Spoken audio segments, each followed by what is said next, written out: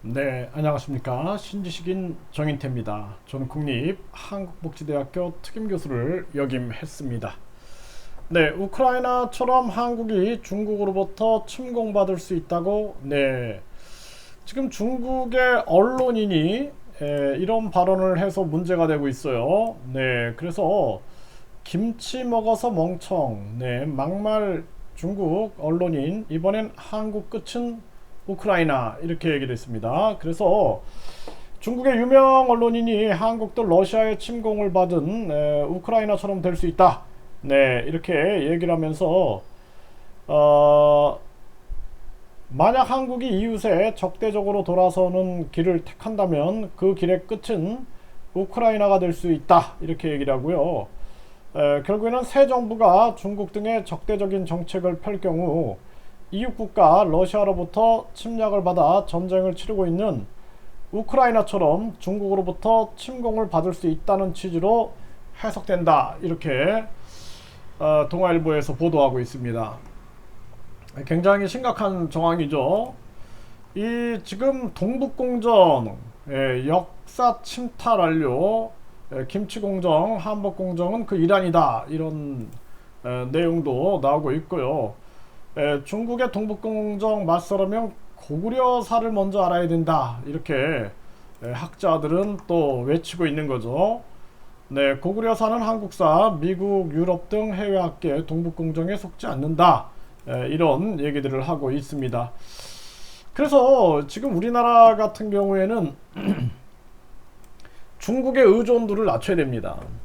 중국의 의존도를 낮추고 국민 주권 의식을 강화시켜야 됩니다. 그렇지 않으면은 과거 조선이 왕을 옹립하기 위하여 중국의 허락을 받아야 했던 것처럼, 그리고 동북공정이나 문화공정, 국토공정 이런 것들이 계속 일어나고 있는데 결국에는 한국의 안보가 크게 위태로울 수 있다라는 거죠.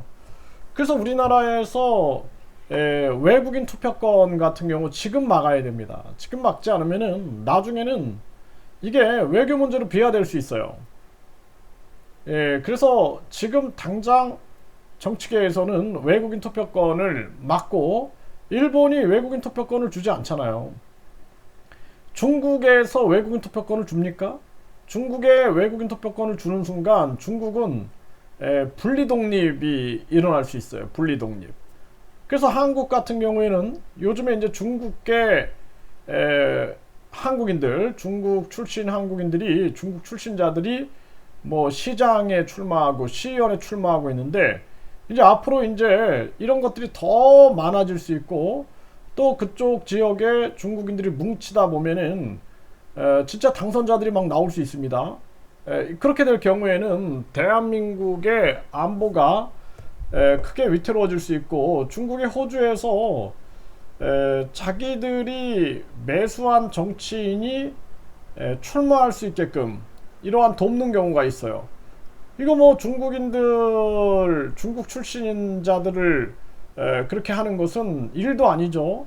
그래서 우리나라가 경제적으로도 중국의 의존도를 낮춰야 되고, 그리고 일본이 그런 거를 잘해요.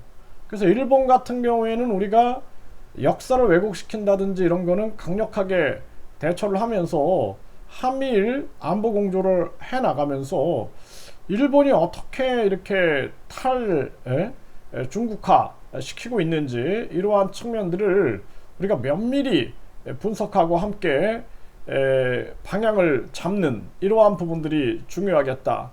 그래서 일본 같은 경우 뭐 독도라든지 역사 왜곡할 때는 강력하게 우리가 대응하고 국민 주권을 높이 세우고, 그리고 한미일 안보 공조에는 함께하는 그러한 우리가 정책을 수립을 해야 한다. 그리고 우리나라의 중국 의존도를 낮추고, 그리고 우리는 많은 그 다른 국가들과의 무역이나 경제 협력 등을 펼쳐나가야 된다. 중국은 아주 위험한 나라다. 이렇게 볼 수밖에 없는 거죠. 참 걱정이 많이 됩니다.